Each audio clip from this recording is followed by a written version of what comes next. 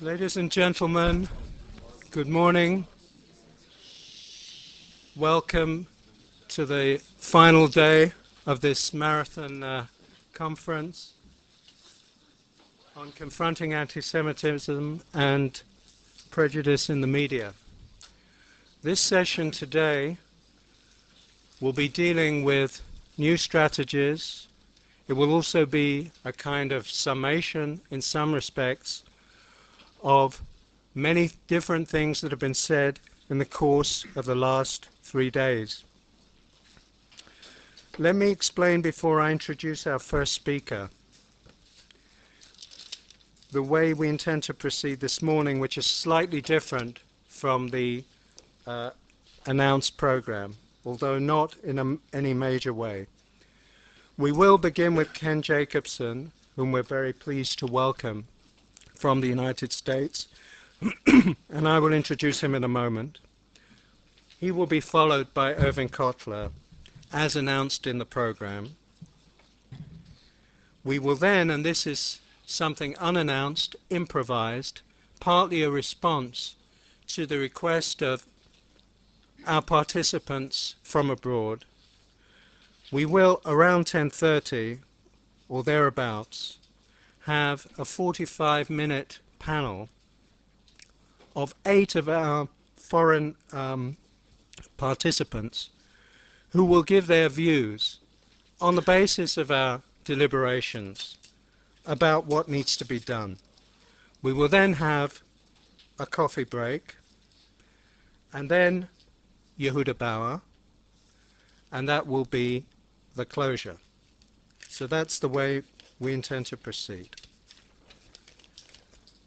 Yesterday, I was speaking with an Austrian correspondent from Vienna, who may be here this morning. I don't see him at the moment.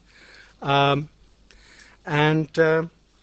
he told me a Jüdische Witz, which seems very appropriate for that seemingly intractable problem of how we define who is and who is not an anti-Semite. I'd never heard this particular Yiddish Witz before, but I really think in one line it says something.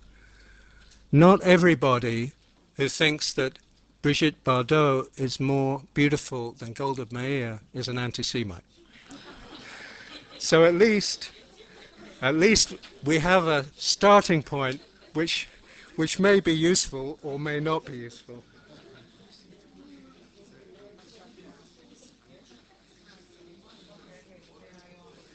It's now my pleasure to introduce Kenneth Jacobson, who is Senior Associate National Director and Director of the International Department of the ADL, the Anti-Defamation League.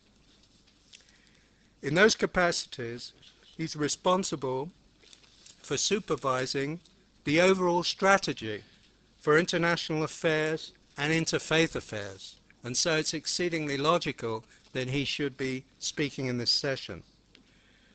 Ken Jacobson is the author of a number of publications which include the following that are particularly relevant to today's discussion: The Protocols, Myth and History, the Middle East, Questions and Answers, the Middle East post-Lebanon, and USA Aid to the Middle East, a look back and a look ahead. He's published regularly in the Washington Post, the New York Times, Christian Science Monitor, and Newsday. And he's also the author of the annual article on U.S.-Israeli relations in the American Jewish Yearbook.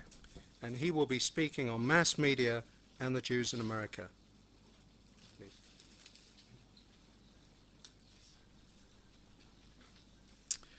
It's good to be here. I'm sorry that I missed most of the conference. I was representing ADL at the President's Conference of American Jewish Organizations meetings held here. We at ADL have been characterizing the situation the last 2 years as the greatest explosion and manifestation of anti-Semitism and anti-Jewish attitudes and feelings around the world since World War II. But we also are saying that the condition of the Jewish people is fundamentally different from what it was in the 30s and 40s, principally for two reasons. One, of course, the existence of a strong, independent Jewish state, and secondly, because of the role of the United States. I'm always amused when I hear people in the American Jewish community comment that once again Israel is isolated in the world, and I try to make the point to them that yes, there's a lot of isolation, a lot of anti-Semitism, a lot of double standards, but we should at least note that the superpower in the world is taking a very, very pro-Israel position, and to characterize Israel and the Jewish people as isolated when the country that is the most important in the world is out there supporting Israel is a bit ludicrous on its face. And I think that's the context for my remarks this morning, which really deal with the question of the media in America and attitudes towards Israel and the Jewish people.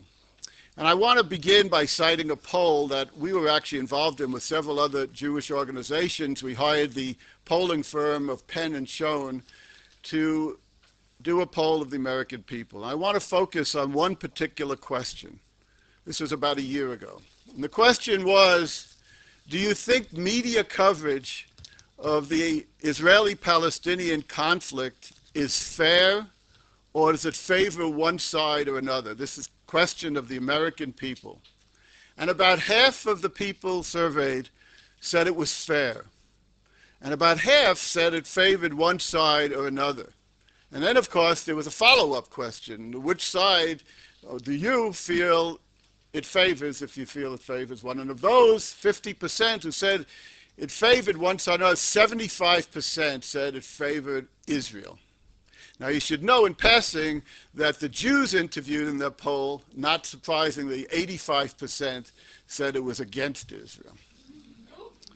Now, that would be very, very disturbing on its face, except for one other additional question among many that was asked in that poll, which was the baseline question that has been asked over the years to evaluate trends and attitudes towards the Arab-Israeli conflict. And that question is, with whom do you sympathize more, the Israelis or the Palestinians? In that particular poll, it was almost 5-1 in Israel's favor. Now, that poll was not uncharacteristic. Indeed, some of you may have seen that Gallup came out the other day with its annual poll of American people asking questions on world affairs. And they asked that baseline question just a few weeks ago. And they found the numbers were that 58% of Americans, when asked whom do you sympathize with, the Israelis or Palestinians, 58% sympathize with Israel, 13% with the Palestinians. And this is consistent. The lowest figures on these polls during the Intifada, before 9/11 and after 9/11, have been in the area of 3-1, and they've gone up as high as 5-1. And by the way, it's interesting in the breakdown politically, a lot of discussions about Republicans and Democrats, liberals and conservatives. The figures on the Gallup poll were indeed reflective of the fact that Republicans and conservatives were more supportive. Indeed, on that question, Republicans were 76% and conservatives 68%, but Democrats and liberals were in the area of 3-4-1 in Israel's favor as well. So when people sort of give these cliches about the right and the left, the truth is, the main characteristic is that the support runs across the spectrum. And of course, this is particularly interesting in light of surveys of Europeans. ADL, several months ago, conducted a survey on anti-Semitism and attitudes towards Israel in 10 European countries.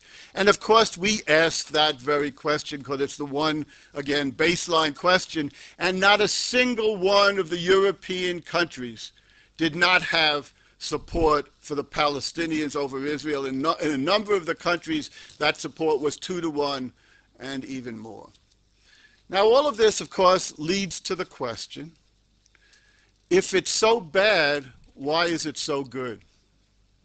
I mean, if the perception exists in the Jewish community and among many Israelis that media coverage in the United States is so terrible, why is there not just support?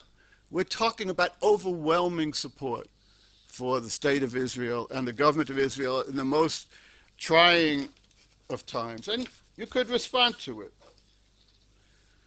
You could say, maybe there's no connection between media coverage and support for Israel. That would be a very strange supposition to make, considering the fact that, for example, we talk all the time, and I'm assuming somewhere along the way for the last few days in discussing Europe, people have been talking about the way the media have covered Israel having one of the key factors and having an impact on the public's attitudes, which are so negative throughout those countries. And the fact is, we know from surveys that the American people get most of their information from the media, particularly television, and to suggest that that doesn't have any impact on their views is a bit strange. We also can say, and it's true, that particularly in foreign affairs, what the President of the United States does and says has a tremendous impact, more than on domestic issues, on the attitudes of the American people. But having said that, it seems a bit strange to make a point that the media has no impact on public attitudes. So that doesn't seem like much of a response. And let's face it, by suggesting that, it doesn't mean necessarily that the Jewish community is paranoid in its attitude, even though there is some paranoia out there. But it doesn't necessarily suggest that across the board, because some of the issues, I was here the other night for the film, and I heard some of the discussion, and some of the things that Melanie Phillips and others raised about media coverage in Europe do apply. Not the most extreme versions, but some of them, the idea of the victim and the victimizer, and turning that around, the comparisons of those who take the initiative and those who defend themselves, and sort of throwing them all into the same thing. I heard that yesterday one of the speakers, I think it was Eitan Gilboa, talked about the fact that the way the media and even in America cover Palestinian terrorism as opposed to Al-Qaeda terrorism is somewhat different. I think there are those legitimate points. So it's not as if the Jewish community and others who are critical of the media are just making things up out of whole cloth. But even some of those things are very complicated. Take the issue of whom the media interview. NPR, National Public Radio, in some circles, by the way, referred to in America as National Palestine Radio. And in my view, that's, while there are legitimate criticisms of NPR, it's an exaggerated view of it. And one of the points that's brought is, who are the people being interviewed on the Israeli side? You know, you get one perspective from the Palestinians, and then you get a lot of people who are supposedly the balance, who are Israelis, who very often are just as critical of Israeli policy as are the Palestinians. But you know, as an American, I watched all this, as many others, during the Cold War. During the Cold War, many people were critical of the American media because they said, look, the Soviets get a message out, and the media covers that, and then you hear all these Americans schreien Gewalt about they don't like American policy, and you're undermining America. And of course, those of us who had a little broader perspective said, isn't that exactly why eventually we're going to win this thing? Because we are a pluralistic society, because we do have difference of opinion, and isn't it very short-sighted to suggest that just because you have different voices, you're undermining the view of the state? And also the issue of access.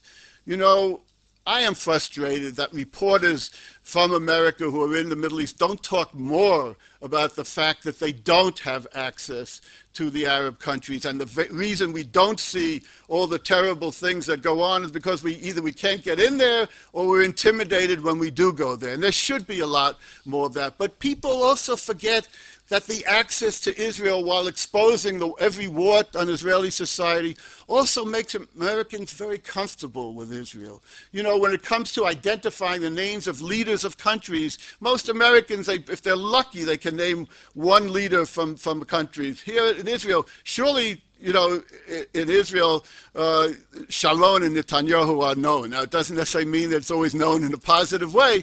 And even Peres is probably known too. People are comfortable. That cuts both ways. But it's not so simple as to suggest that some people suggest that it's all in a negative perspective. I'm trying to relate all of this to those figures again.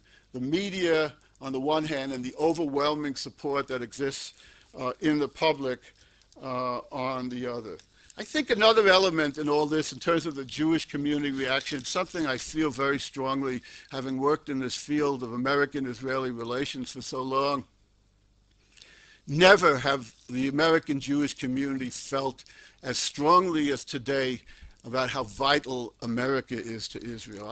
The way I think about it in very crude terms is we're in the middle of this whole Iraq situation. We're talking about UN security resolutions that we're talking about how to implement them. And I think to myself, if the United States were not there as it is at the UN Security Council with its veto and influence, we would see resolutions out of the Security Council that probably would not be that far different from what we see about Iraq. And think of the consequences of all that. And American Jews are feeling this in a most profound way as the rest of the world is turning so dramatically against Israel, and indeed in so many cases against Jews. And so there is a hypersensitivity about anything that would be seen to undermine American support. And because people do believe, in fact, that the media have real influence, I think there is that sensitivity that exists. So I guess what I'm suggesting by these points really is that we have to keep a little perspective here. The American media is not the European media. The American people must be getting something positive about Israel from the media. And I think, again, what we sometimes tend to do is to focus on the trees and we miss the forest. Because the forest here is decades of American media reporting about Israel and reporting about the broader sense of it being a society with all of its problems, a society like America. You know, those of us who bring missions to Israel, we make sure that the senators or the religious leaders or whomever meet with Palestinians and others. A lot of times I sit there and I keep my mouth shut. I brought a group of campus editors to Israel this summer, and I had to bite my tongue and let them listen to things that bothered me a lot. But in the end, what they all say is the same thing. Thank God you let us hear the diversity of viewpoints. And boy, it reminds me of America, because that's the kind of thing that we get in America, and that's the identification. And people forget that, and people sort of assume that Palestinian propaganda is so much better than Israeli propaganda. And we all have our usual, I never speak anywhere to an audience where someone doesn't raise their hand and say, why is Israeli Hezbollah so terrible? And okay, there are legitimate criticisms. But do you think, for example, that the average American, Christian American, watching television, watching funerals of Israelis and of Palestinians, and watching a Palestinian funeral where they carry the body and massive crowds and people are shooting guns, as opposed to the general dignity of an Israeli funeral, do you think how that plays among the average American? And the fact is, American Christians have, it seems to be, absorbed different attitudes from what they watch on television. So when they say they think the media is fair, and if anything is pro-Israel, we shouldn't assume that that means that they're critical of that. See, that's the assumption that we have, that it's part of the bias against Jews and against Israel. So again, there are real issues. We at ADL spend a huge amount of time meeting with the media, criticizing the media if necessary, but also acknowledging what's positive. And that's another element that's missing. When people sometimes do assessments, for example, I was involved in an assessment of NPR. I actually went through about 400 tapes of programs, the work that we do. And sometimes assessments talk only of the negatives, and there are plenty of negatives. But if you're doing an assessment, you also have to talk about the positives that are out there. And that's not good for our credibility, to ignore the fact that there were editorials and comments during the time that I looked at NPR that talked about Israel being a different society than the Palestinian because of its values and its democracy. And not to refer to that and simply say they're all against Israel, in my view, is just really to miss the point. Now, having said all this, I want to sort of shift to a little bit of a negative side about the media, or Americans' perception of the media, and that has to do with the question of Jewish control of the media. it became an issue again. I'm sure you read about it fairly recently when the Nixon tapes came out, and this famous meeting that was on tape of the two most influential Americans of that time, 1973, Richard Nixon and the evangelist Billy Graham. And they're in the White House, and they're having conversation, and the basic conversation is, what are we going to do about the liberal Jewish control of the media? And they exchange, and both of them talk about it as the basic problem that the society faces, and they don't know what to do about it. Now, it raises a lot of interesting issues, one of which is this unique phenomenon that Richard Nixon was characterized by, which is being anti-Semitic and pro-Israel. I mean, after all, people say, what was more important about Richard Nixon? That he made some stereotypical comments about Jews, or that he delivered the weapons when Israel's very existence was in jeopardy? And it's an interesting question, one to explore. But the fact of the matter is, here it is, the Jewish community thinks the media is biased against Israel, and meanwhile, in significant and influential parts of society, people talk, and a lot of the time, therefore, the Nixon-Graham conversation was not a public conversation. It came to light through the tapes. People talk about the Jews controlling the media. And of course, like any good stereotype, there's a seed of truth to it. The truth to it is not that, once, a number of years ago, they did a survey of owners of newspapers around the country, and they found that Jews were like 2% of ownership of newspapers. And by the way, we at ADL have a problem when all these charges come up, because the temptation is to say, I'm not even going to answer that question about how many Jews own this and that, because you're giving credibility to the accusation in the first place by answering it. But the fact is, we and others have done that, and they show that, for example, the number of papers owned by Jews is rather small. But of course, that's only part of the story. The truth is, in the elite media, the New York Times, the Washington Post, the LA Times, the Wall Street Journal, the three networks, Time and Newsweek, Jews are very prominent. There are a lot of Jews in all kinds of positions, whether it's on the corporate level, the writing level, the editorial level, and the truth is, it's something that one could feel very proud about. But the real truth of the situation and the anti-Semitism behind the charge is that the assumption is that they're there as a conspiracy, that they function as a group and they have one mindset and they're there as Jews. And the truth is, every study, ironically, and this gets in again to the Jewish criticism of the media, particularly about Jewish journalists, is that most of them are not overly identified as Jews. They tend to be very assimilated. They come from many, many different perspectives. When spoken to, they very rarely think of themselves as a Jewish journalist. Of course, the tragedy of Daniel Pearl heightened the fact that, and Daniel Pearl did very much see himself as a Jew, but he was a journalist and not a Jew as a journalist. But of course, his Jewishness led to his death. But that there is no conspiracy. There's not even a group idea or any of those kinds of things. And they don't function that way. And that's the problem with the charge. Not that there aren't a lot of Jews there. And why shouldn't there be a lot of Jews there if that's the profession they choose to pursue? But the idea that they are acting in a conspiracy and control. This goes back, Henry Ford in the Dearborn Independent in the 20s, the follow-up to the Protocols, talked about it. We've had very prominent Americans. Marlon Brando, in a speech at one point, talked about how Jews control Hollywood. Now, again, Jews were very prominent, obviously, in the making of Hollywood, but we also know that those same Jews went out of their way to avoid anything that was Jewish for so many years. And the truth is, we've made a lot of progress. And I think the Joe Lieberman phenomenon is a product of the progress and also increased the progress, because it is so interesting for us in America that the first national Jewish candidate was not an assimilated Jew in the sense someone who didn't talk about his Jewishness. The first national candidate is someone who was proud of his Jewishness and talked about it and seemed to be respected for talking about his religious and traditional beliefs. And it seems to me that's part of the process which involves blacks in America and gays in America. The media now has become a very comfortable place for all kinds of minorities.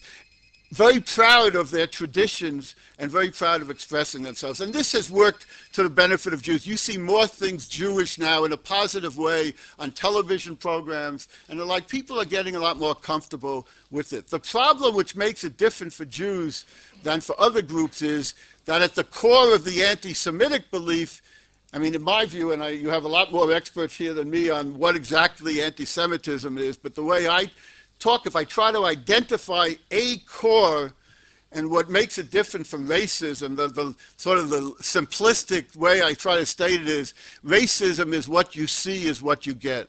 You know, a black person walks into the room, the color of the skin touches off whatever prejudice you have. Whereas with Jews, it's what you see is not what you get. Yes, there are all kinds of physical stereotypes of Jews, but the essence of it is they look like you and me. They appear to be normal human beings, but they're actually aliens. They're conspirators. There's a secret life. That's what the protocols, the poisoning of the well is all about. They look like regular folk, but out there. And that's what the conspiracy theory is all about. And therefore, it's a great irony that the more Jews succeed sometimes, the more they're playing into the very things like a challenge. And that doesn't mean we shouldn't be comfortable with the fact that Jews are over the networks like other minority groups. It just means that we have a little bit of hesitancy, and we can't be complacent about those kinds of ideas because they have come back to haunt us.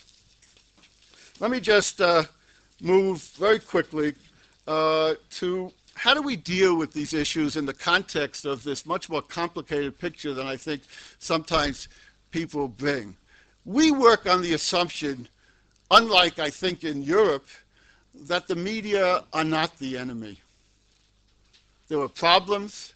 They need to be educated. There are certain fundamental problems of covering stories, particularly on television, that lead to problems, the lack of context, the impact of visuals, the effort to get stories balanced. So in the end, if the last incident that they're covering is the Israeli shooting back, after shooting at them, they'll start the story by saying Israeli troops shot at, and then they hardly, the second part of it, which really was the first part, doesn't come in. There are all kinds of legitimate concerns that we have, and we constantly bring it to the attention. Take NPR. We meet and talk to the head of NPR. He likes us, and I get nervous when he likes us, because we're not trying to give him a hechsher. We're not trying to tell him that because we're talking to you and we don't call you the enemy of the Jewish people, that therefore you're innocent of all things. But the truth is, we don't accuse him of being fundamentally biased against Israel, and we try to work.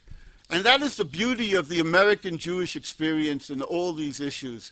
The strength of the American Jewish community, along with these stereotypes which give us all that power that we really don't have, is the fact that we work on a community level all the time. When people talk about the Jewish lobby in America, it's really all the activities that go on all over the country in which Jews are integrated into the society, and people accept Jews, and people react a lot of times not because they know the issues in Israel, but because they have close Jewish friends or they respect many Jewish organizational leaders, and all of that has a real impact.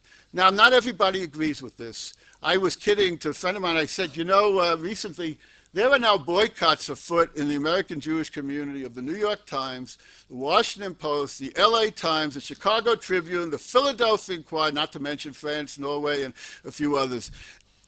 I know to the rest of the world this must look really ludicrous, because I always think of this BBC thing. We get BBC at 6 o'clock and 11 o'clock at night in New York, and it's wonderful to watch it. I mean, they had one night, they had a thing that had a headline. They do this headline before the story: American people overwhelmingly support Israel in polls. I said, my God, BBC is doing a positive story about America. The whole story was what's wrong with the American people. You know, this is the way they cover the story. But the one part that's interesting about it is the whole world looks at America and its support for Israel, and they think they're off the wall. They're crazy. And of course, now it goes with the Iraq stuff. And even if you don't have a conspiracy theory, they think America is really nuts. They're supporting Israel. So I asked them, how do they look at it? They see America being so supportive of Israel, and they see American Jews boycotting all these American Jewish newspapers that do it. I mean, there's a disjunction here. It doesn't seem to fit, and we have been hurt enough by boycotts as a Jewish people that we, at least at ADL, don't believe, except in the most extreme cases, that that's the way to pursue it. So I guess I'll just finish with this. I guess my basic message is we have issues. There's no reason to be complacent. As I said earlier, America is where the action is in terms of the possibility of support for Israel. And thank God for America, and thank God for what's there. But there's no reason to be complacent that it will stay that way. On the other hand, it is very important to acknowledge the positives. You know, we as a people sometimes want to wallow in our suffering, and boy, there's plenty of suffering going on to wallow in. But it is neither accurate nor psychologically healthy to stop at that. The simple fact is, to end where I started, is that the Jewish condition today is fundamentally different. I led a group of campus editors, I mentioned, all non-Jewish from Harvard and Michigan. We have an annual program. We take them to Poland, to the camps, and then to Israel. And we were in Auschwitz, and we walked around for several hours in that difficult experience, and we came back to the railroad tracks.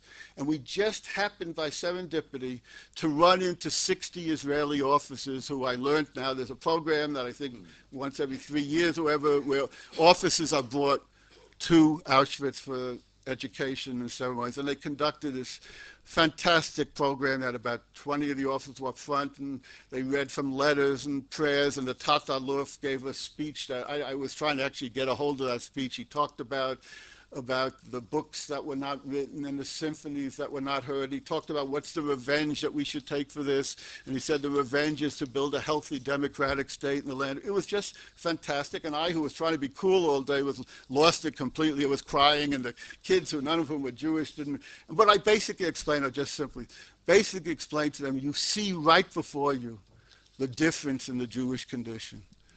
What caused this and led to this was the helplessness of the Jewish people, and right before you is the fundamental difference in that situation. Thank you.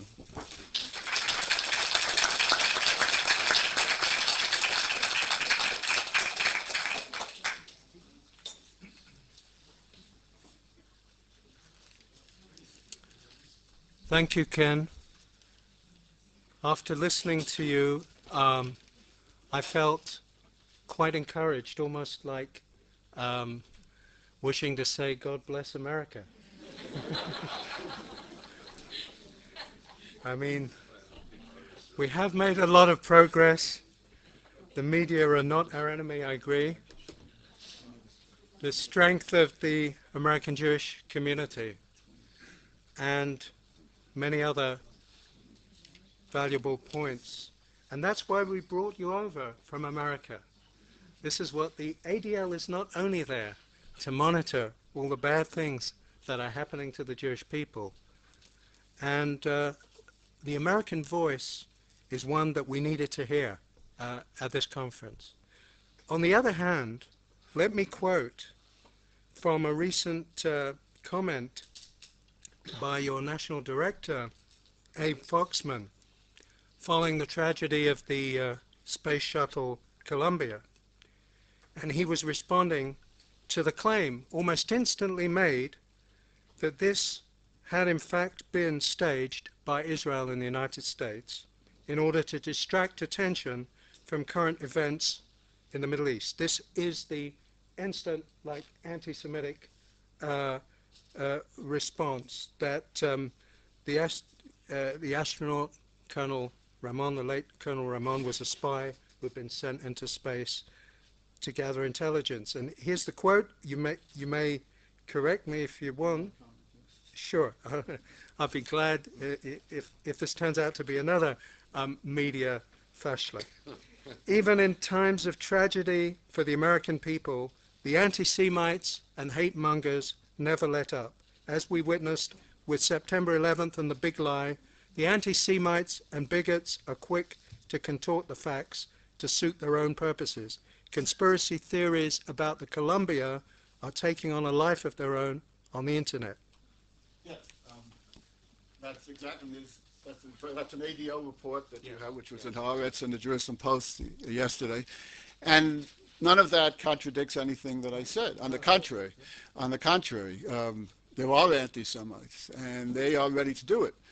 The big lie of 9/11, as we have been reporting, and others have, Gallup did that poll in 9 Arab and Islamic countries and found that 60% of people in those countries believe that it was the Jews or Mossad or Israelis who committed 9/11. Not that it happened because of American support for Israel, which is another issue, but it was actually committed by them. I don't know if any of you, if you get here 60 Minutes too, and they had a program on the anniversary of 9/11 to find out. They went to a small Pakistani village to get a sense of what Pakistanis are feeling about Americans a year after. And all the stuff, the reporter was going with that intention, and he ended up having everybody who came to speak with him had only one point to talk about, which was, you don't really believe that Osama bin Laden could have done that. We know it was the Mossad or Israel or the Jews. And how do we know that? Because 4,000 Jews didn't show up for work that day at the World Trade Center. First of all, many of us take it personally. I lost a cousin that day. I know so many other people, but that's not the big point, of course. And the big point is how the big lie spread. That big lie is completely rejected in America, though. Getting back to America, that big lie is completely rejected in America. And our job, among other things, is to expose what the anti-Semites are doing, the extremists. The people quoted in those articles are extremists. Now, the real danger doesn't come in America when these extremists propagate these things. The danger comes in most of the rest of the world. And so, sure, this is serious stuff. The reason we did the report was for people to know about it. But what happens is, in America, when you do a report like that, people all say, my God, what's going on here? This is crazy. This isn't our America. Look, America's not a perfect place. But the truth is, these extremists are, and those extreme points of view are very much in the margin. The more difficult thing, and Irwin and I just had a little exchange about it, the more difficult question, and we've asked this question in one of our polls, do you believe that American support for Israel led to the 9/11 tragedy? And that's a much more complicated one, though in our poll we found that no more than 20% of the American people even bought into that notion. But that's a much more sophisticated, and that gets into the mainstream and is more dangerous. Well, I'm glad we've cleared that one up. Reminds me of what our Palestinian friend so rightly said in quoting the rabbi, both the one is right and the other is right. These are the two sides of the coin. The conspiracy theories are out there. Every event that occurs, we can be sure that it will simply galvanize them. On the other hand, we have America, and we have a much better situation there in many ways. By way of introducing our next speaker, Professor Irwin Cotler, I couldn't help, and his topic, human rights and the new anti-Jewishness. I couldn't help but be struck by the recent cartoon that appeared in the Jerusalem Post, Dry Bones. Many of you, or some of you, may have seen it, which relates to the boycott, which I think is one of the issues of particular concern to people who are in the forefront or claim they are in the forefront of human rights causes. A rather telling cartoon, I thought, to academics, I presume, discussing how they should proceed in boycotting Israeli institutions. And one says to the other, we can't just ban Israeli professors from our university. No, says the other, question mark, no. But we should be able to recognize them. You mean? Well, how about making them wear Stars of David? Irwin Cotler is a member of the Canadian Parliament since 1999. He's also Special Advisor to the Minister of Foreign Affairs of the International Criminal Court. He headed the Canadian delegation to the Stockholm International Forum on Combating Intolerance, and he served on a number of governmental and citizens' commissions of inquiry. He's currently on leave Is that an extended leave or? I don't know how long it'll be extended. As professor of law at McGill University in Canada. And he is an exemplar, I should say, of the public intellectual, as well as being an author of many works on human rights and international peace. He's also lectured not only in Israel, but in Arab countries and around the world, and has been very active in promoting the dialogue between Israelis and Palestinians. So Irving is a very special and unusual kind of person in today's world, of being a passionate advocate of human rights and a real activist in this field, and yet someone who's almost uniquely, I would say, from that camp, or sensitive to the problems of anti-Jewishness that concern us here today.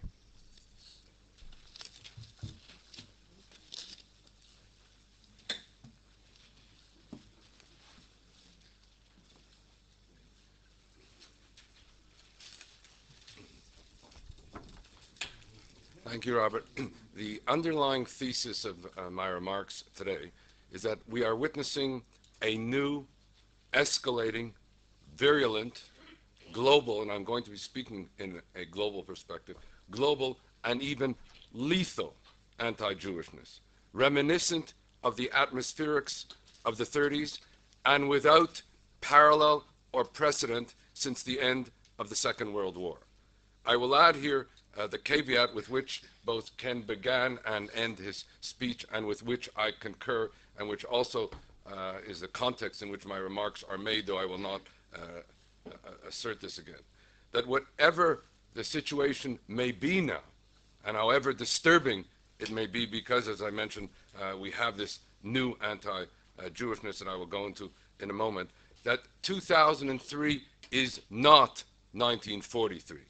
That there is a Jewish state today as an antidote to Jewish powerlessness. That there is a Jewish people with untold resources, intellectual, moral, material. Would that the Jewish communities of Europe in the 40s could gather as Jewish communities can gather as freely as they can anywhere in the world today. That there are non-Jews prepared to stand up and be counted with the Jewish people. That America is different, as the polls themselves have shown. But even with regard to the polls, I think even here one has to contextualize it and convey some disturbing manifestations. First of all, the fact that 20% of Americans believe that American support for Israel may have been responsible for the bombing of the World Trade Center is itself a disturbing datum.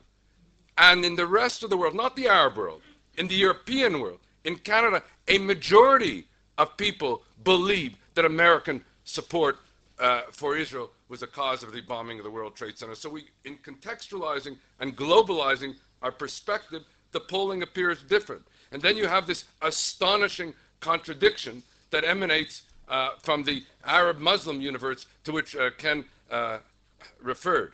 And that is a significant majority of Arabs and Muslims believe, and note this kind of contradiction, believe that the attack on the World Trade Center was justified, just as a significant majority of Arabs and Muslims believe that the attack was deliberately caused by Israel. I mean, you have to juxtapose that kind of contradiction to understand the Orwellian nature in which thinking is taking place. But having said that, I want to return now to the basic thematic approach of my remarks. That we have a new anti-Jewishness which overlaps with traditional anti-Semitism, but is distinguishable from it, as I will try to suggest. That found early and institutional and even juridical expression in the Zionism is racism resolution, to which we commonly refer when we speak about the new anti-Jewishness, but which has gone dramatically beyond it. A new anti-Jewishness for which we need a new vocabulary to describe it.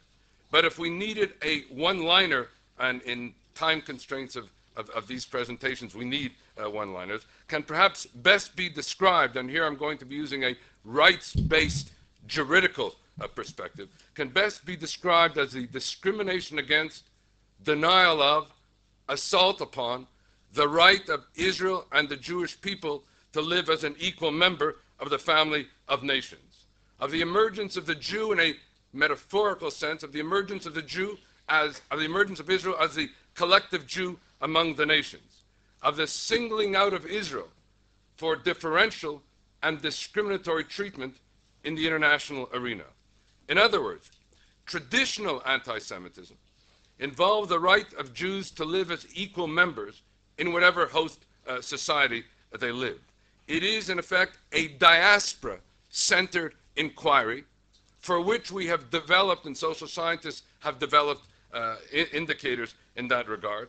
And if you look at those indicators, such as discrimination in housing, education, employment, you will see that with respect to these set of indicators, anti-Jewishness is not only indeed in retreat and a marginal phenomenon, but that the new victims of discrimination today, of this kind of discrimination, are blacks and visible minorities and Aboriginal people and the like.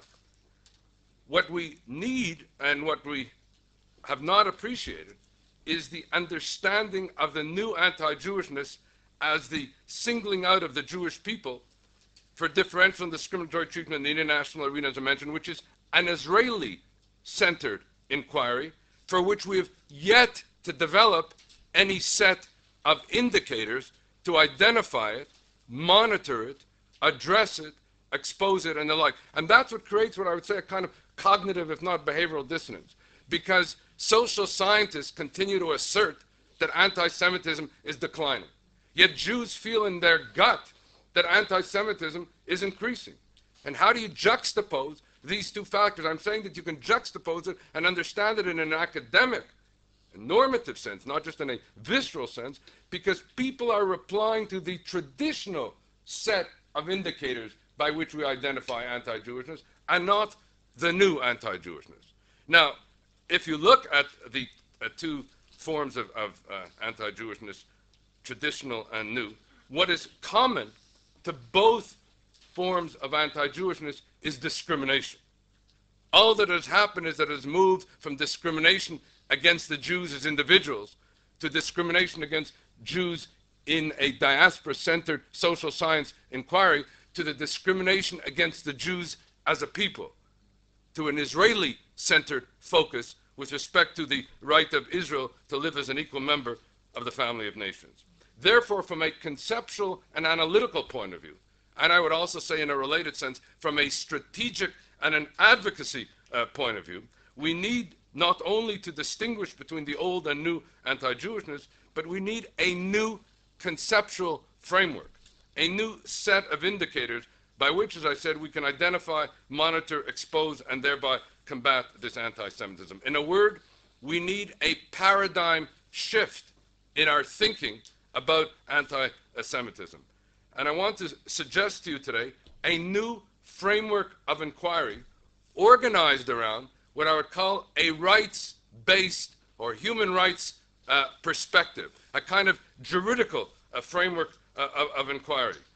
And in that regard, I'm going to share with you a set of 5 indicators. Elsewhere, I've written about 12 indicators of this new anti-Jewishness. But for reasons of time, I'm going to identify with you 5 indicators, and they are organized around, as I said, a rights-based inquiry, a human rights perspective, a theory of and principle of equality before the law, non-discrimination, and the like.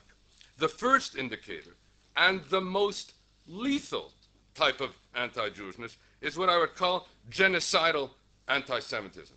By genocidal anti-Semitism, and I do not use that term lightly, and I'm using it in its juridical sense as defined by the Genocide Convention. I'm referring to the public call for the destruction of Israel and the killing of Jews wherever they may be. If anti-Semitism, as Robert Wistrich defined it in his brilliant work, is the most enduring of all hatreds, and genocide is the most horrific of all crimes, then the convergence of this genocidal ideology with genocidal criminality is the most toxic of combinations. And I'm going to suggest to you three manifestations of this new anti-Jewishness. The first is what might be called of this genocidal anti-Semitism. I don't just want to engage here in declaratory statements. I want to try to give you some supportive analysis in that regard, drawn, as I said, from a human rights juridical perspective. The three manifestations of genocidal anti-Semitism are as follows. First is the genocidal anti-Semitism that finds expression in the covenants or the charters of Hamas, Islamic Jihad, Hezbollah, which not only call for the destruction of Israel and the killing of Jews wherever they may be, but call also for the perpetration of acts of terrorism in furtherance of that perspective. In this sense, the notion of suicide bombers, I want to suggest to you, is a misnomer. Even the term homicide bombers, which was intended to act as a refinement upon it, is also a misnomer, because not all homicide is intentional criminality. I think the more apt characterization is that of genocide bombers, not because it is a characterization that I am ascribing to them, but it is a definition which they themselves assert about themselves in their own covenants and charters, and you only have to read it to see that the just genocidal ideology is itself anchored in their own charters, covenants, and commitments. The second manifestation are what might be called the religious fatwas, or execution writs, where this genocidal call is held out as a religious obligation, where Jews and Judaism are characterized as the perfidious enemy of Islam. And so you have Israel emerging not only as the Jew among the nations, but in this fatwa characterization as the Salman Rushdie among the nations. You may recall that when Iran issued a fatwa against the Muslim writer Salman Rushdie, then the entire European community and others sought to impose sanctions against Iran for this fatwa. Now we have not only from Iran, but in terms of the fatwas issued by clerics throughout the Muslim and Arab world, and rather than see the European community threaten those who issue these religious fatwas against an entire state and people, we have the state and people threatened with sanctions for their response to the religious fatwas themselves. A third example of this genocidal anti-Semitism is state-sanctioned calls for the destruction of Israel and the killing of the Jewish people by one member state of the United Nations, be it Iraq or Iran, against another member state of the international community of the United Nations, in this instance, Israel. And what is so disturbing about all this is the indulgence, the acquiescence, the sometimes understanding for these genocidal calls, which are glossed over in their silence, in the silent response, reminding us of Edmund Burke's statement that the surest way to ensure that evil will triumph in the world is for enough good people to do nothing. And let me give you a case study of the manner in which this genocidal anti-Semitism finds expression or non-expression in the media. Because if you look at the media coverage of genocidal anti-Semitism, for the most part, it either excludes or glosses over and makes no reference to it, or when it does make reference to it, it sanitizes the genocidal anti-Semitism itself. So either it marginalizes it by not referencing it, or it sanitizes it in the manner in which it does reference it.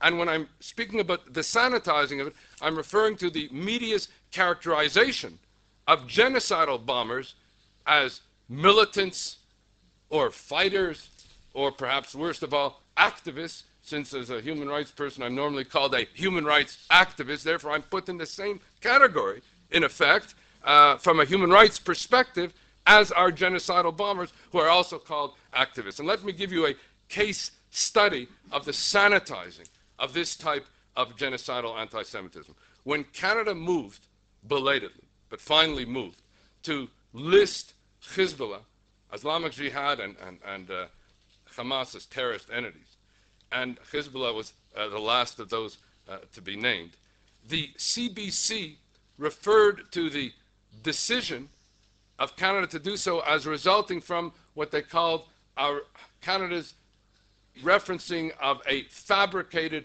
quote by some journalist about Sheikh Nasrallah of Hezbollah, who had called a legendary cleric in the international arena. But they went further, because all the witness testimony and documentary evidence did not have to rely on one alleged fabricated quote for purposes of the evidentiary basis to list Hezbollah as a terrorist entity. But what the CBC's correspondent then went on to say is that in making this decision, the Canadian government was taking sides, that it was choosing between the characterization by Israel and its supporters of Hezbollah as a terrorist organization, and the otherwise characterization of Hezbollah as a national liberation movement. I want to suggest to you that it was not Canada that was taking sides, it was the media that was taking sides, because all of the objective documentary evidence and witness testimony and Hezbollah's own acknowledgement of its own objectives characterized it as a terrorist organization. And for the CBC to not only say that Canada, in making this decision, was choosing sides, but to imply, and it's right, a direct quote, that it was done as a result of the pressure of Israel and its supporters, is to run very close to the line, not only in the sanitizing of genocidal anti-Semitism, but in the insidious characterization of the reasons for it. Let me move now to a second indicator, and I'll move more quickly now, of the new anti-Jewishness. The first being, as I said, genocidal anti-Semitism, which is the toxic combination of both a genocidal ideology and a genocidal criminality. The second is what might be called political anti-Semitism. And here, too, there are three manifestations of this political anti-Semitism.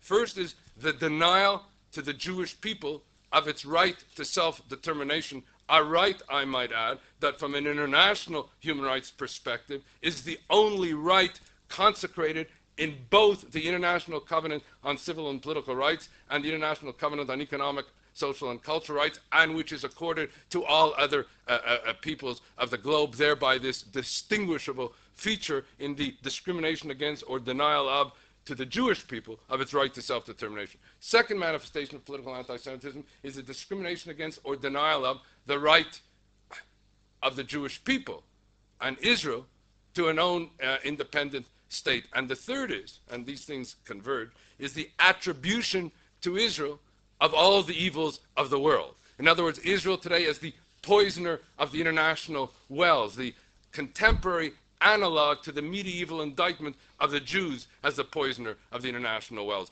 The whole, in terms of this political anti-Semitism, summed up best by my colleague and friend Per Almark, who said that traditional or classical anti-Semitism in its most insidious form wanted to make the world Judenrein. This new anti-Jewishness wants to make the Middle East and the world Judenstadtrein, free of a Jewish state. Which brings me to a third manifestation of this new anti-Jewishness, and I'm talking here now about ideological anti-Semitism. By ideological anti-Semitism, I'm referring to the discrimination against, denial of the Jewish people's raison d'etre or right to be, among other things, of Zionism as a national liberation movement of the Jewish people. I'm not talking about critiques, even serious critiques of Israel or Zionism. Those, of course, are fair comment and part of legitimate speech, even rigorous critiques, even anti-Zionist critiques, although I know there are those who say that anti-Zionism is synonymous with anti-Semitism. I don't go that far.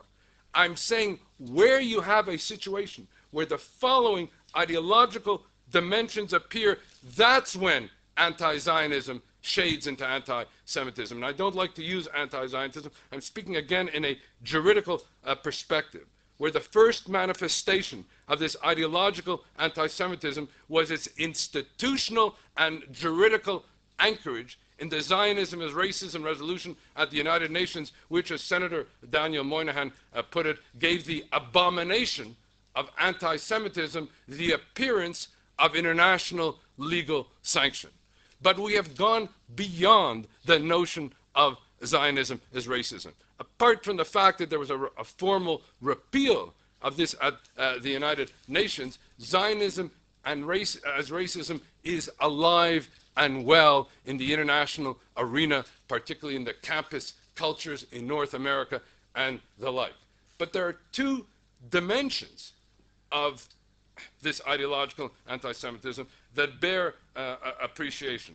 The first is, along with Zionism as racism, the first is the indictment of Israel as an apartheid state, and the calling, and not just the indictment of Israel as an apartheid state, but as one saw when I was in Durban, the call for the dismantling of Israel as an apartheid state. So we're not only talking about divestment in Israel, but we're talking about the actual dismantling of Israel and the notion of apartheid as a crime against humanity, which of course has no justification to exist. But along with the characterization of Israel as an apartheid state is what might be called the Nazification of Israel.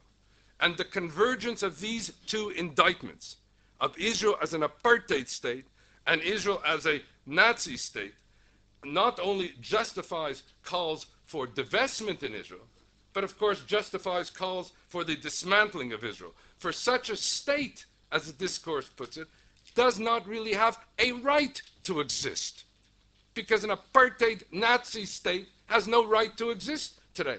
And more, resistance, which is the characterization of terrorism, resistance against this Nazi apartheid state is itself justifiable, because after all, this is nothing else but, to use sort of the French configuration in the Second World War, a situation of occupation et résistance.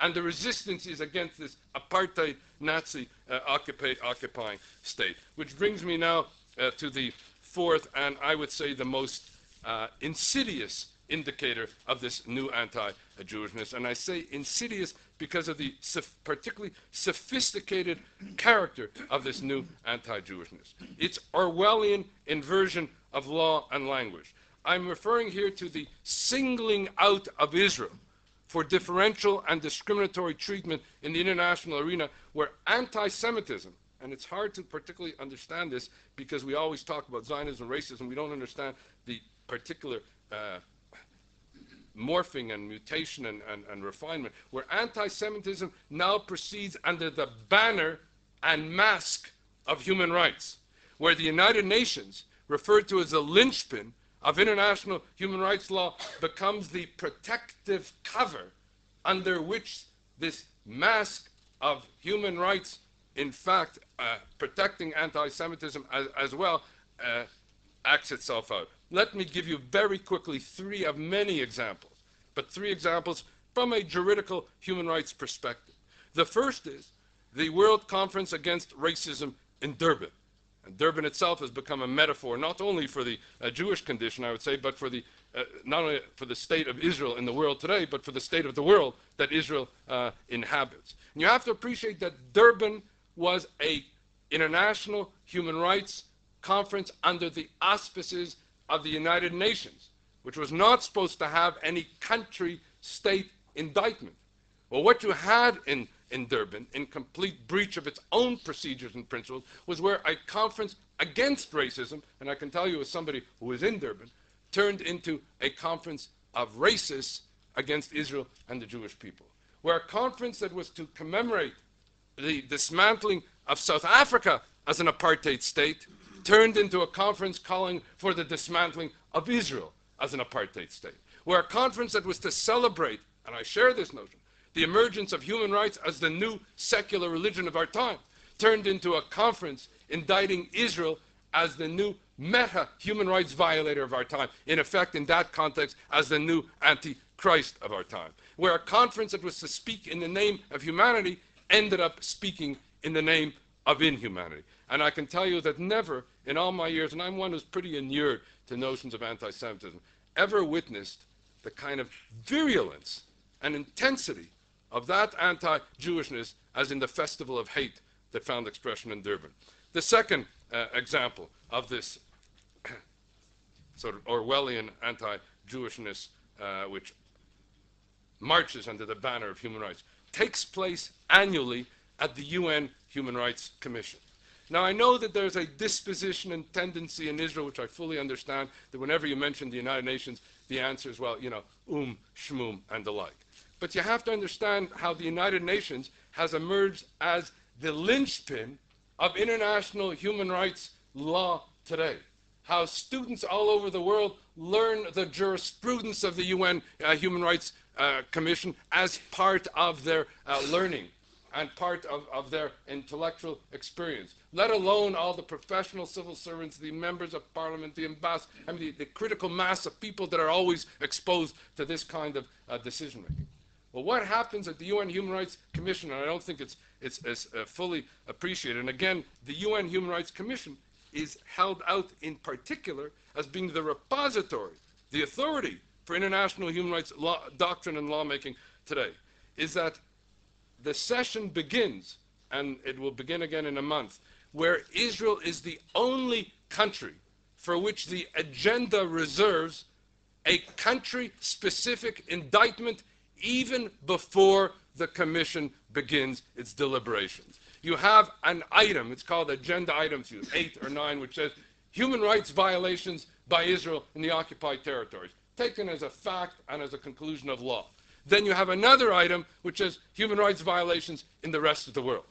So the only country that is singled out for a country-specific indictment even before the deliberations begin in breach of the UN's own procedures and principles is Israel.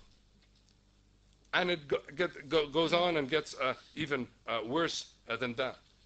40% of all the resolutions at last year's annual meeting of the UN Commission on Human Rights, 40% of all the resolutions that were passed against one member state of the international community, in this instance, Israel. While the major human rights violators enjoyed exculpatory immunity. Not one resolution passed against China. In fact, a resolution that was proposed to just consider China was rejected. Not one resolution, by the way, no resolution has ever been passed in 35 years against China of the deliberations of the UN Human Rights Commission. And this is true with regard to Libya, and this is true with regard, which is now chairing the UN Human Rights Commission, and true with regard to Syria and so on. So it's not just that Israel is singled out for differential and discriminatory treatment, which would be bad enough that any state should be singled out for differential and discriminatory treatment. What is so worrisome here is that exculpatory immunity is granted to the major human rights violators of the world. In other words, they can assume, as a result of the deliberations, that they can engage in human rights violations with impunity, and they will never be held to account. Not at all. They will, in fact, even be rewarded for it, as becoming the chair of the UN Human Rights Commission, which I might add parenthetically, so you should appreciate the kind of Orwellian character of all this. Israel is not even eligible to be elected to the UN Human Rights Commission, because another characterization of this international human rights regime is that in order to be elected to any of the United Nations decision-making bodies, you have to be proposed by a region. Well, Israel is not permitted to be a member of the Asian region from which it may be proposed. It has partial and limited standing in the Western European and other nations regions, so it's effectively disenfranchised in a process in which, in a kind of Alice in Wonderland way, the conviction and the punishment is decided upon even before the hearings begin. And let me give you the last example. I mean, as I say, the examples abound, but I'm just the last example. Between Durban and the UN Human Rights Commission, another meeting that did not have as much resonance, perhaps publicly, took place, but which is, again, disturbing in this discriminatory application to Israel as the Jew among the nations, or the Salman Rushdie of the nation. And that is in December 2001. You know, between, as I said, Durban and the UN Human Rights Commission that I just described to you, and its decisions in 2002. I might add, and I should just state parenthetically, that amongst the resolutions, and 40% of all the resolutions, I said, indicted only Israel. Amongst the resolutions were resolutions that indicted Israel for war crimes, crimes against humanity, and genocide. Language right out of the Nuremberg indictment for the very victims of Nuremberg. And not only was there silence, and not only acquiescence, but authorization and approbation by the UN Human Rights Commission in that regard. And this same UN Human Rights Commission also passed a resolution justifying the use of resistance by all available means in instances of colonialism, foreign occupation, and the like. And we know to whom that was referring. But just going back again to the December 2001 meeting. This was the convening of the contracting parties to the Geneva Convention. Now, the Geneva Convention, in a word, just to, for those who may not appreciate it, was passed in the aftermath of the Holocaust as a regime of international humanitarian law to protect civilians in armed conflict. And of course, its referencing was really to the Holocaust. Now, for 52 years after the adoption of the Geneva Convention in 1949, the contracting parties of the Geneva Convention never met. Notwithstanding the genocide in Cambodia, the ethnic cleansing and genocide in the Balkans, the unspeakable and preventable genocide in Rwanda, the killing fields in Sudan and Sierra Leone, I can go on and on. Never met. The first time, and the only time, that the contracting parties of the Geneva Convention came together to put a country in the docket was in December 2001, and the country put in the docket was Israel. Undermining, if you will, the whole regime of international humanitarian law. So it's not just an issue of the singling out of Israel, again, for discriminatory and differential treatment. It's the assault upon the international human rights order. I note that I have to move now to my conclusion, so I'm going to just give one last example because of its particular insidiousness as well. And I borrowed this from Yehuda Bauer, so I want to credit him. Any errors in my conceptualization of this indicator, this fifth indicator, are mine. The inspiration for this as an indicator comes from Yehuda Bauer. And I'm referring here to what I call the new totalitarian Arab anti-Semitism. In other words, totalitarian anti-Semitism is not new. We had this, of course, in terms of Nazism and communism, which were the ideological forerunners of this totalitarian anti-Semitism. And Arab anti-Semitism is not new. It preceded even the establishment of the state. What is new, I want to suggest to you, is the totalitarian character of this Arab Islamic anti-Semitism. The simultaneous convergence of the following elements or factors. This conference has discussed them. I'm not going to go into it. No content analysis, simply one-liners. But I want to suggest to you that to have an appreciation of the critical mass of this kind of totalitarian Arab anti-Semitism. First is the state-sanctioned culture of hate. Not hate by individuals and groups that democracies hold to account by more speech or bring them to justice. A state-sanctioned culture of hate that operates in non-democracies with a culture of impunity. Second, the critical mass of this trafficking of hate, this teaching of contempt and demonizing of the other in the mosques, in the media, in the schools and summer camps and the like. Third, the religious underpinning of this teaching of contempt, where anti-Semitism becomes in effect a religious obligation. Fourth, the globality of the anchorage and expression of this anti-Semitism. It's not in one country only. The globality on a state level and the diffusion in terms of the transnational terrorist networks. The fifth, the immediacy of its transmission, the global internet of hate, and which was spoken of in this conference as well. 6, the appropriation and amplification of both European and Christian anti-Semitism. 7th is la trahison des clercs, the treason of the intellectuals, the undue and preponderant involvement of academics and scholars and clerics and intellectuals and journalists. 8 is the rayonnement in the mass media. For example, what you saw here in Rivka Yadlin's The Protocols as Vox Populi. And so you have the convergence of anti-Semitism from above in La Trahison des Clercs and anti-Semitism from below through the mass media and anti-Semitism in the Arab street. Number 9, the lethality of this genocidal genocidal ideology of hate. 10th is the ubiquity of the Nazification of Israel and the Jew as metaphor and message of this demonizing, this international demonizing, reminding us again of Edmund Kant's warrant for genocide. 11 is the toxic convergence of all these indicators of anti-Semitism that I went through earlier, genocidal, political, ideological, etc., in this new anti-Jewishness. 12 is the absence of democracy, as I mentioned, and we have to appreciate it's important. The final thing is the intensity, the virulence, the fanaticism of this new anti-Jewishness, and Robert Wistrich and recently Anthony Evans of the London Times has characterized the difference between how Bernard Lewis described Arab anti-Semitism in 1986, how embedded it was in an intellectual and literary and cultural sense, but it didn't have the virulence and intensity yet. Well, it has that virulence and intensity, in particular as a post-September 11th phenomenon. Other indicators, no time to go into it, of the new anti-Jewish: theological anti-Semitism, cultural anti-Semitism, economic anti-Semitism, Holocaust denial, etc. Just to close and bring it to the final appreciation.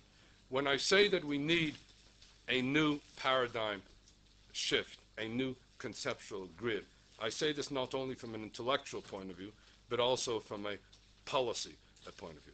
We need this because, for example, amongst the new anti-Jewishness, as I said, is this most insidious yet sophisticated marching of anti-Jewishness under the mask of human rights and anchored in international human rights law. And what is so serious here is that, as we've always learned, is that while it may begin with Jews, it doesn't end with Jews. And what is true, what we used to say about traditional anti-Semitism, is also true with regard to Israel in the international arena. While it may begin with Israel, it doesn't end with Israel. It undermines the entire regime of international human rights law. It undermines the entire regime of international humanitarian law, of the integrity of the United Nations under whose auspices it acts, and so on. In other words, anti-Semitism is the new anti-Jewish, both old and new, is the canary in the contemporary pantheon of evil.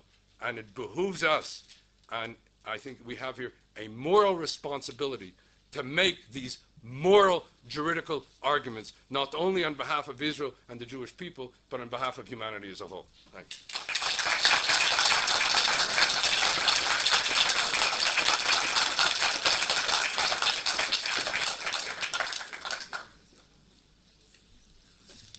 Irving, as ever, sparkling analytically and rhetorically, and has woken us all from our slumbers. Even on a Friday morning after a marathon, it's impossible not to be roused by that.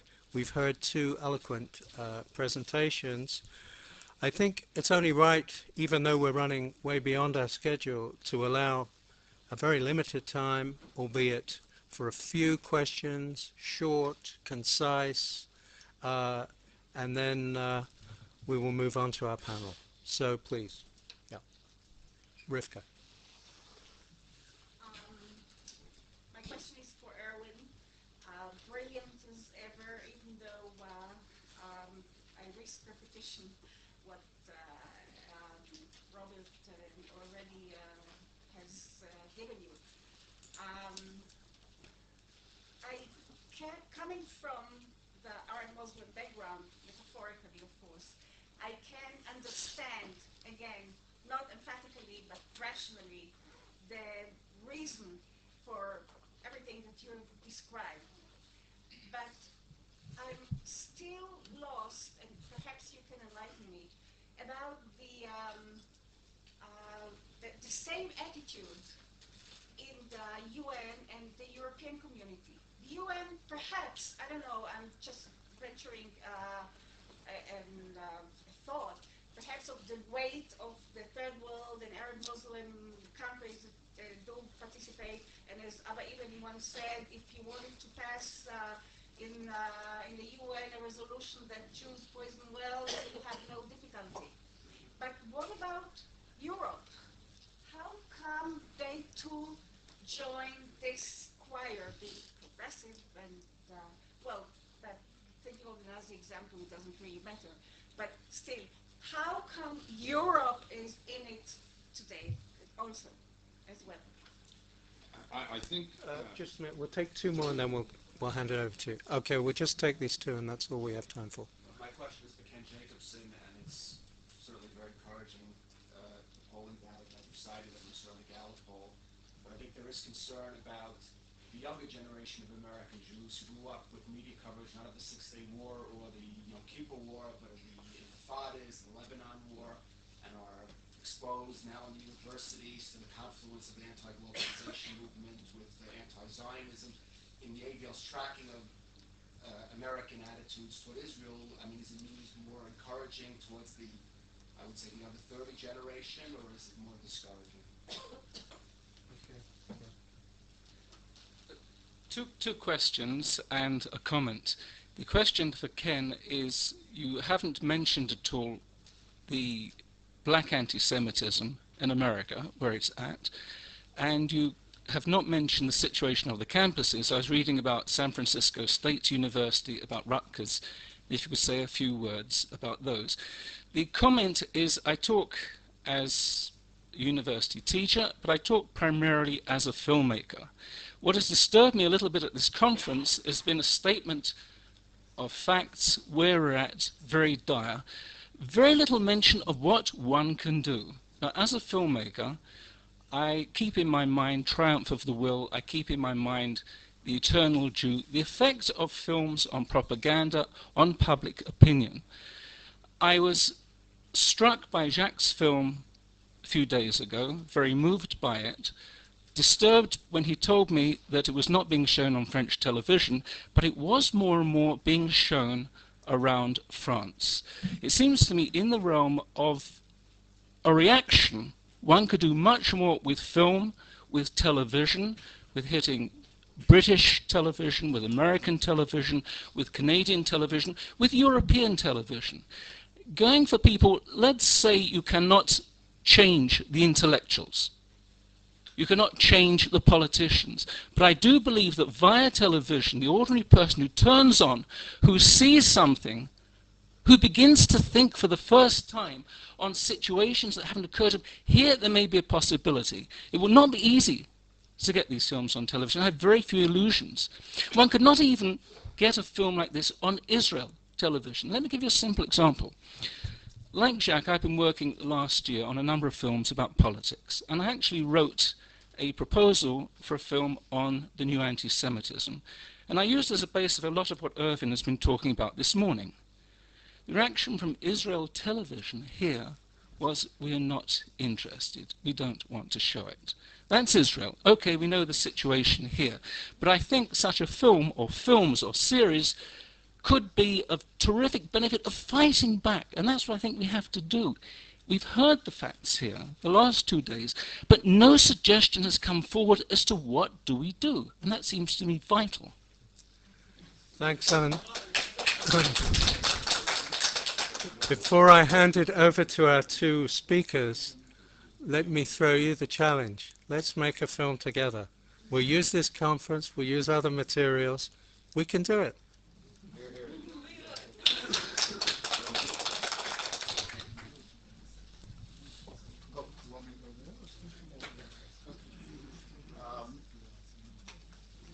I was asked two questions.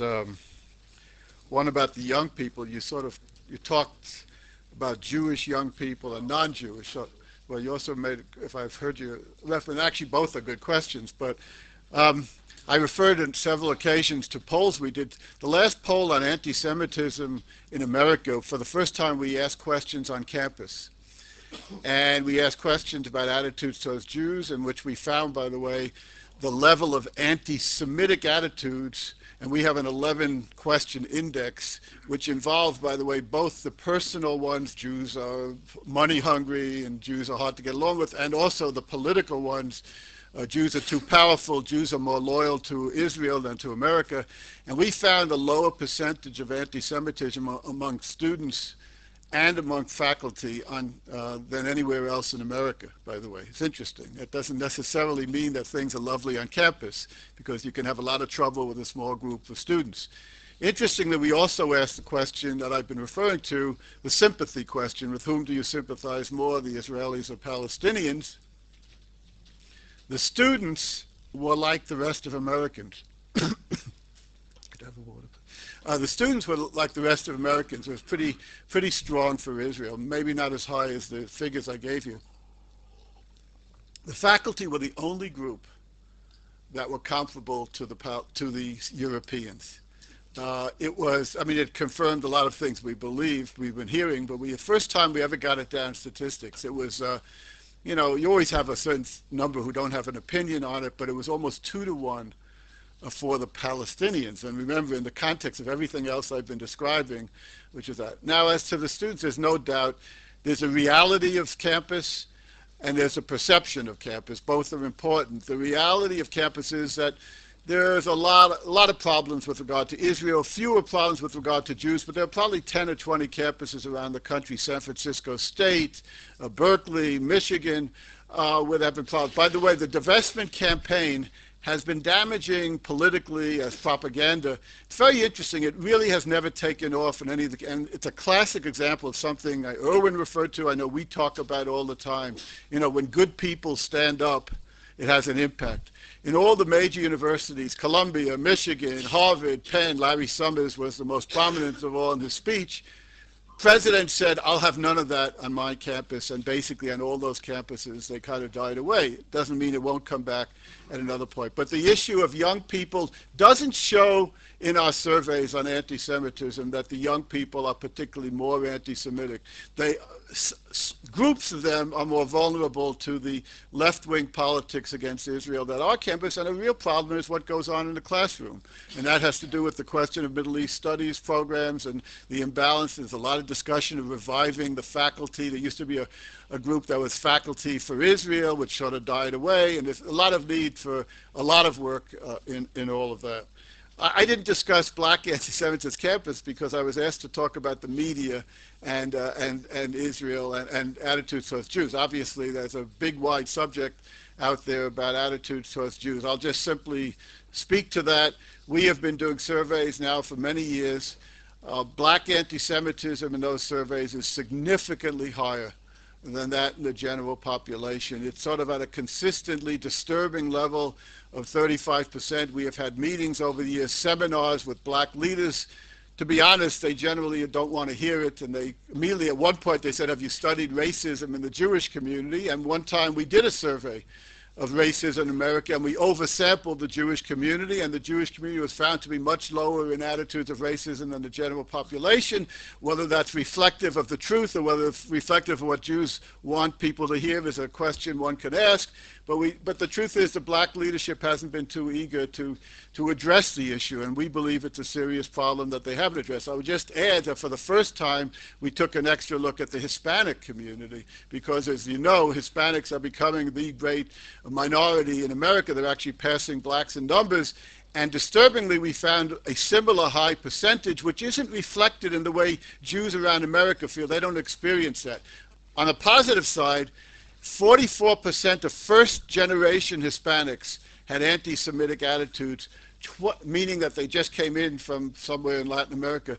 Second generation, it's down to 20%, which means they bring the teachings of the church, which haven't filtered down from Nostra Aetate in places like the rural areas of Mexico, where a lot of the immigrants come from, and they learn the kinds of stuff which traditionally was taught by the Catholic Church. So there's a positive side to that, which is when they get exposed to America and the American Catholic Church, there's a very positive thing. And the campus issue, as I alluded to earlier, is a primary issue. There's no doubt if there are two places in America where everything I was talking about does not operate, one is the campuses, I think, are different. There are a potential source of significant problems. And the other one, of course, is in the Islamic community in America.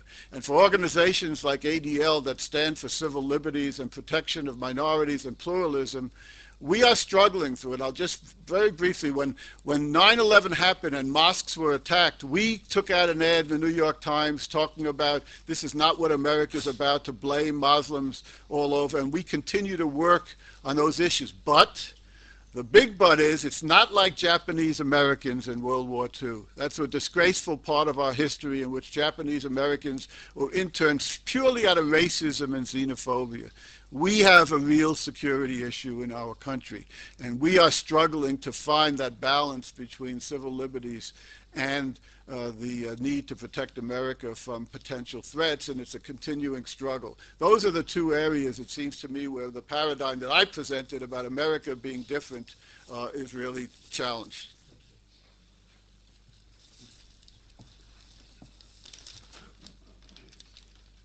I'll try to answer briefly two questions, one by Rivka and Alan, which I think may lead us into the panel discussion. The first one is, as you asked the question, Rivka, why is Europe in this at the United Nations? I think it's Abba Eben's statement, which also was that, you can get an automatic resolution at the UN for a resolution that the earth is flat, is still probably true with regard to Israel today. And part of the problem is that Europe buys into what I would call the narrative of the Middle East. And once it buys into that narrative of the Middle East at the UN, then the UN decisions are then invoked to, in fact, further infuse this narrative. So there's that kind of interactive dynamic that's going on now. What is this narrative? I'm just going to give you very quickly, because it was almost another level, but I'll just tell you what are the dynamics that are now taken as a given in terms of the narrative of the Middle East. In other words, this is now mainstream culture analysis of the Middle East. One, that the occupation is the root cause of the conflict. In other words, the Durban narrative has been mainstreamed, and particularly in the campus culture amongst intellectuals and the like. The settlements in that connection are not only an obstacle to peace, but are illegal, contrary to international. In other words, if you say that what Israel does is ill-advised or bad policy, that's one thing.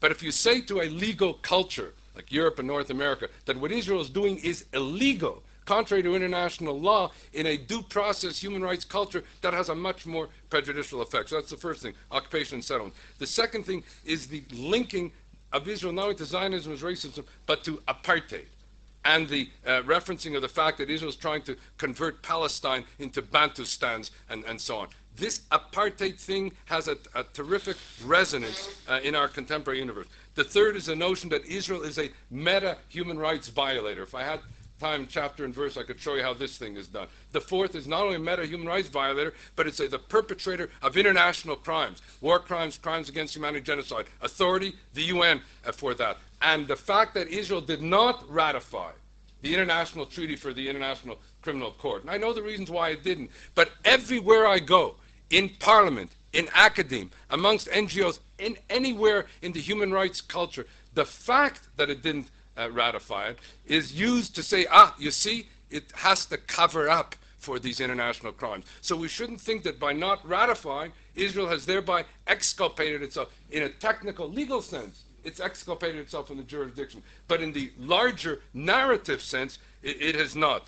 And the final thing is the notion of Israel as having, and this is a very phenomenon that you find more, that Israel was born in original sin as a result of the ethnic cleansing of the indigenous Arabs in mandatory Palestine. Again, using the kind of Kosovo ethnic cleansing. All these things, if you take it together, ethnic cleansing, apartheid, Nazification, International Criminal Court, these things form a critical mass. So I can't go into it anymore. All I can say is that the narrative of the Middle East is not the narrative as we know it. It's the human rights narrative, and all this, as I mentioned, marches under the mask of human rights and under the authority of international human rights law in the UN. Now to Alan's question, which will probably lead us into the panel. What is it that we can do? And I just want to go very quickly in this regard. Number one, I think it's a moral responsibility for us to both identify and expose this new anti-Jewishness. And it also has, strategic consequences. The second thing is that we have to show that it isn't just a self-interested thing.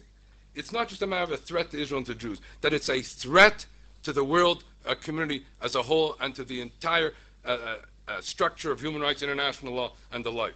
The third thing is, I don't think we appreciate this particular aspect as well, is to appreciate the danger of a state-sanctioned culture of hate that we have to point out. In other words, the enduring lesson of Nazism from the Second World War is that Nazism succeeded not only because of the industry of death and the technology of terror, but because of the state-sanctioned teaching of contempt, because of the state-sanctioned demonizing of the... This is where it all begins. One quick case study here.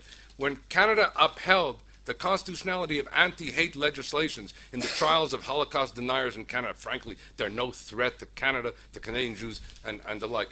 It said something which we have to say. And what the court said was that the Holocaust did not begin in the gas chambers. It began with words. We have to demonstrate the danger of words, in particular when they emanate from a state-sanctioned culture of hate. The fourth thing is the NGOs. We have ignored the role of non-governmental organizations and their impact on the human rights culture. One quick example. There would be no international criminal court today were it not for the NGOs. It wasn't that the governments wanted it. It was that the NGOs that brought it about. There was no real advocacy on our part in relation to the NGOs. As somebody who was there and as part of the International Criminal Court process, I can tell you that the Jewish community and Israel was for the most part absent, particularly with regard to the International Criminal Court dynamic. And the last part here is that we do have to make representations to the United Nations, take it seriously in that regard, engage in interfaith dialogue. I've not lost my hope that there can be some positive fallout. Engage ourselves in the anti-globalization movement. I know these are things, how can we go near that?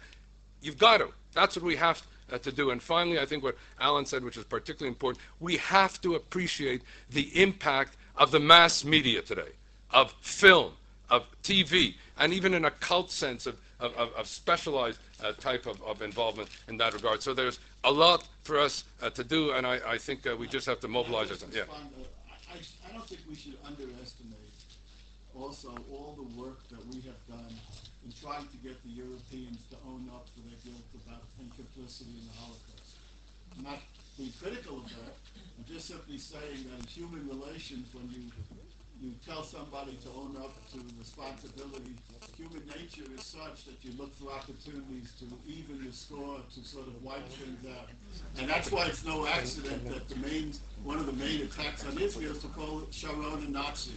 Well, because after all, if the Jews are Nazis, then we have our Nazis, and you have your Nazis, and things kind of even out. And they do. I think that cycle, if you're asking what the roots are, there are a lot of roots to things, but it seems to me that factor sometimes is not, in my view, understood enough. Then there was a question, were we right to do it? Should we have done it? All those are legitimate subjects for discussion, but I believe that's part of the thinking of some of those. I just want to reinforce that. I think that is absolutely right. But the irony is that whole movement, Holocaust restitution, was a double-edged sword, because then the Europeans began to Nazify Israel as a kind of an exculpatory immunity for themselves. But I want to also use this occasion just to congratulate the ADL, because they have been in the forefront of what has to be done. Well, I think we've had a splendid opening start.